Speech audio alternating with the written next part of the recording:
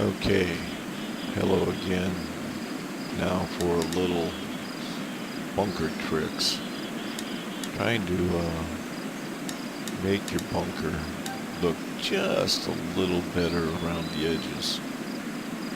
So, what I'm going to do here is here we pick a bunker. And it's not quite finished yet. It needs a little help.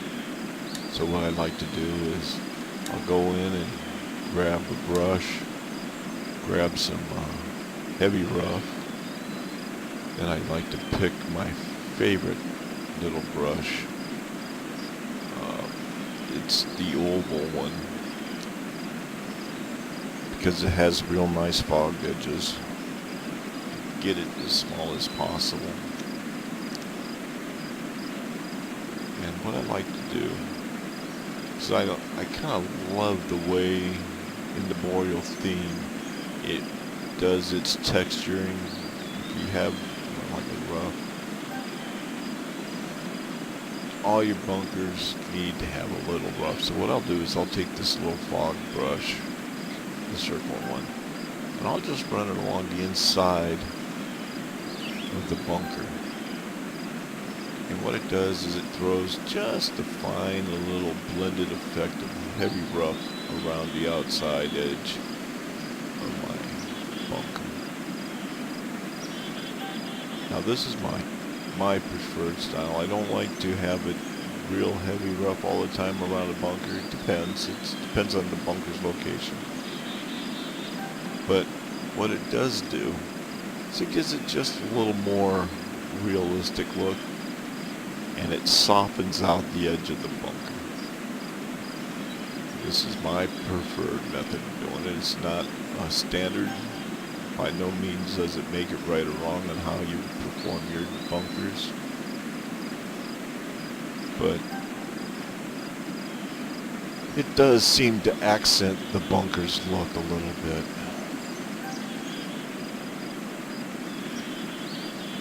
Now, I don't like having everything all in rough.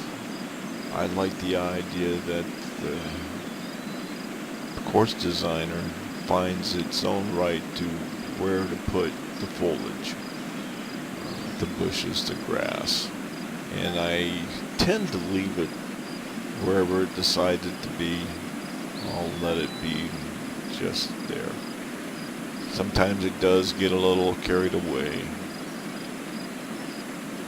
but for the most part, I like the way it auto-gens the foliage.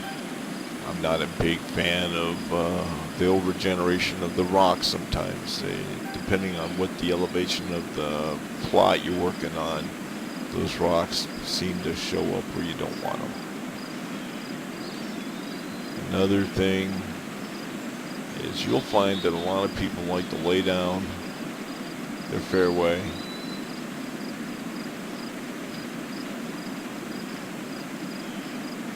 Let's see if I can get it to pop up here.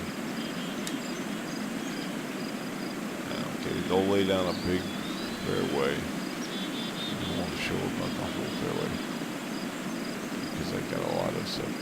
And then they go ahead and they'll click over. Once they get their fairway, they'll click out and they'll go to rough, and they'll take the same brush and they'll extend it out 2 or 3 clicks, 4 clicks or whatever to give you that perfect, nice little symmetrical look of first cut of rough to the fairway. Well, I'm sorry. It's real clean looking and stuff, but I'm not a big proponent of it. It's not perfect. Not every course is well groomed like that. There needs to be some variance. It's a good look, but you can have a little mixture of the width of the rough, I feel. I don't like having a constant width all the way around. But again, that's my personal preference. It's up to you on how you want to do yours. Back to the task at hand. I am looking at my rough. So I like to have heavy rough around my bunkers 90% of the time, 95% of the time, as much as I can get it. Most of the bunkers on the courses I play it's not a fine cut of rough that goes into a bunker. It's usually a heavy cut just around the lips, and then maybe you'll have that shorter cut of rough leading into it. Again, there's another topic I'll get to in a second. Back to getting my little brush. Again, see how I don't like just that. I'll take and run the brush just along the inside edge of the bunker just to get a little blending effect. And it's not really real heavy rough, but it's just enough to put a little coloration there, depending on what you want.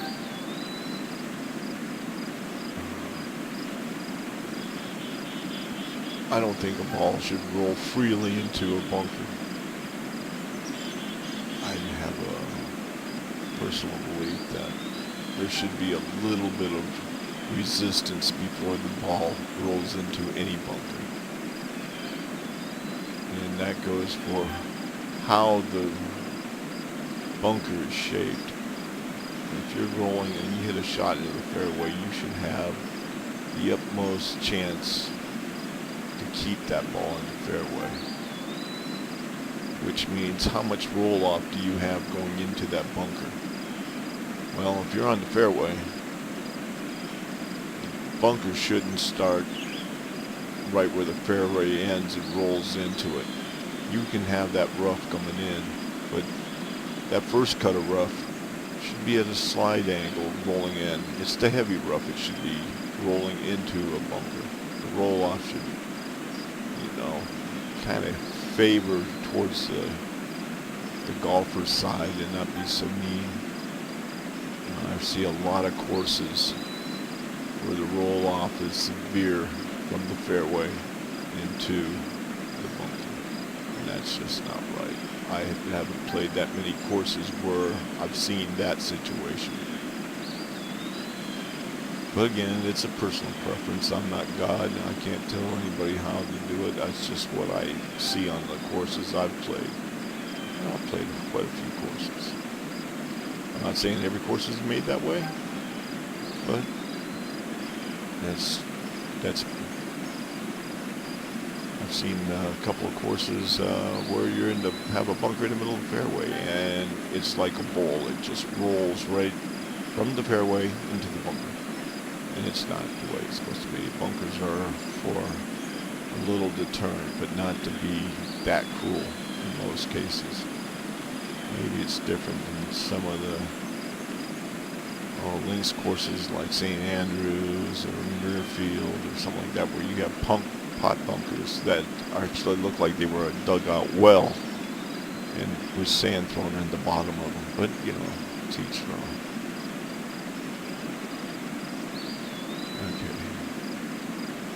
So that pretty much covers how to do a bunker and how to cosmetically make it look a little better around the insides. Bunkers don't need to have solid grass around them until you get in. I'll touch it a little bit on planning. I didn't want to make a real long video, but it looks like, here we go. Case in point. Trees. Everyone likes to use the auto-generated tree or just throw a tree into the ground. Well, yeah, that's fine. If you don't want to spend a lot of time, I can't do it. It just looks kind of out of place. So what I usually do is I'll grab some grass or a bush or something like that. Put some grass around the base of the tree trunk. Why? Because it looks better. You don't always get the mowers to go up alongside of a base of a tree. You don't just have a toothpick stuck into the ground. It kind of helps to have a little grass around it. Next thing I do is I don't believe in using the same type of grass. I like to divvy it up. Use the control chain. Change the height of the grass everything doesn't grow the same height, everything doesn't grow the same rate. It just kind of gives it a little bit of camouflage. And, you know, HB Studios did a real nice job with the boreal theme and giving you plenty of grass to play with. I think the boreal theme is probably my favorite of them all. I know there's a couple of the better designers out there that seem to like it. Don't be afraid to throw the grass into the base of the tree. The object here is kind of hide how the tree goes into the ground in the first place. So you can kind of have the grass up there. Think about when you're mowing your lawn. You can't always trim around without a weed whacker around the base of a tree like that. Not every tree is going to be like that. They're going to have grass growing alongside it. If you don't want to use grass, use a bush. Bushes. If you're planting your own trees, the other nice thing is throw them in a plot where the auto-generated grass comes out. You'll find that you get a pretty good effect out of that. I love the way the auto-generation works on this. Let's see. Let's see what I can do here, because this hole needed a little extra stuff, so I'll throw down a couple of trees. Do a little more.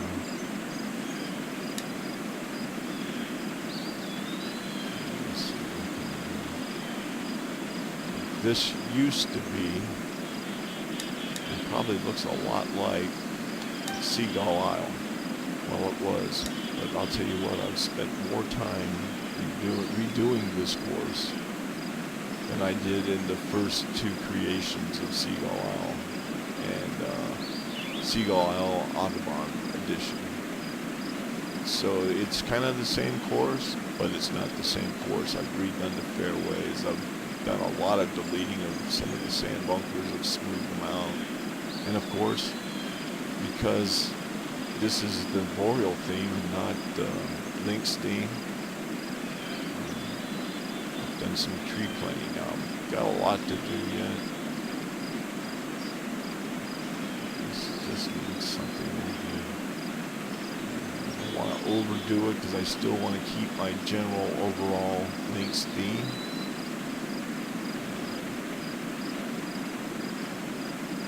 Lynx course doesn't usually have a heck of a lot of trees.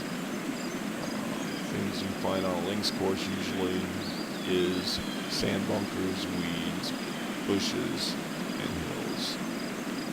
It's not much of a... This could be a good spot. So what I'm talking about in planning,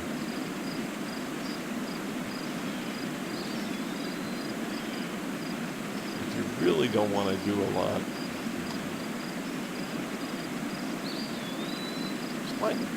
find a spot of foliage to throw in a tree. That way you don't have to add all the extra. It saves a little time.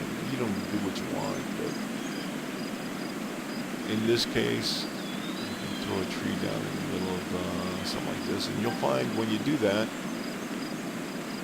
it'll add even a little more foliage in there, which helps make it look good.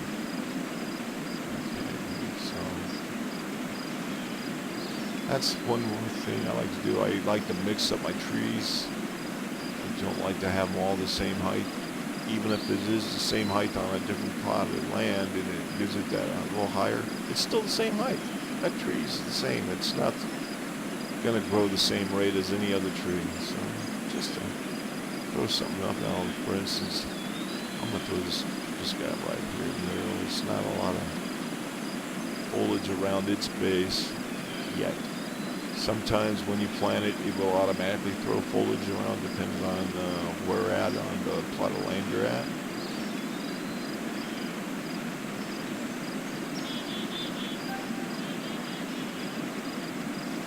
Okay, see, it kind of threw more foliage around the outside. It didn't cover up the tree trunk. I like to do things in threes. Now it seems I'm going to use the same trees. I'm going to give it just a little more height. Just a little bit. Now, while I've done this, and I don't overlook it, I usually jump back in. Either I'll give grass, in this case I think I'll give it a couple of bushes because it's kind of like a heavily foliage area anyway. I'll grab the smaller bush out of this one and I'll just kind of camouflage that base a little bit. Same thing around this one. Again, bushes, vary them. Don't leave them all the same height. Give them a little pizzazz. And you can run a bush into a tree trunk. It doesn't matter. The bottom line is you just want to make it look, you know, a little more camouflage. You don't want that just a trunk jumped into a ground. You know, tree trunks always have something going around them. So that's my little nitpick thing. If the branches, like on the cedar branches, come down low, you can't really see the tree trunk. Fine, don't mess around with it. Think about also how fast the program has to work to draw everything in that general vicinity. The more stuff it has to draw, because every little object you're throwing down is created with little triangles known as polygons. The more polygons a program has to generate for any part of the screen that's getting redrawn, it's going to lag down on your frame rate. So the more stuff you generate into an area, the more polygons have been drawn. And that also comes into play with the complexity of the object you're laying down. The houses, some of the houses have an awful lot of polygons that are used to create that object. Vice versa, if it's a simple little 2 or 3 sided bush, you know, then it's not a big deal. It might consist of maybe 4 or 8 polygons, which doesn't take a lot to redraw or generate. So there you have it. So now you see where I'm going with this. This is just my personal preference. It doesn't mean it's right or wrong. It just, I always been a firm believer, it's always the little details that make things a little more immersive into any game. Again, vary stuff. Don't leave it all the same. Don't get lazy. You've taken all this time to create a course. Then by all means, do the best you can to make it look even that much more. You don't find, you know, everything the same height and light. Spend the time. If you're going to spend the time to create the course, take a little extra time to do the fine details as well. I think my next video I will show you a little more on about redoing fairways and stuff like that. You can see some of my fairways from the earlier design were kind of auto-gen, and I was lazy, okay? I didn't know as much as I do now. Stuff like this is gonna go. I will redo 15. 14 I will redo. I was a joke. I kind of was lazy at the time when I did this. I was running out of ideas and I said, gee, what can I do? Circle. Yeah, well, that's kind of funny, so I threw that in there. Don't do auto-gen stuff. You're taking the time to be creative. Be creative. Do it. Make it your own. Own the course. Okay, I think I'll park it on that. Alright, hope this helped a little bit. Bye.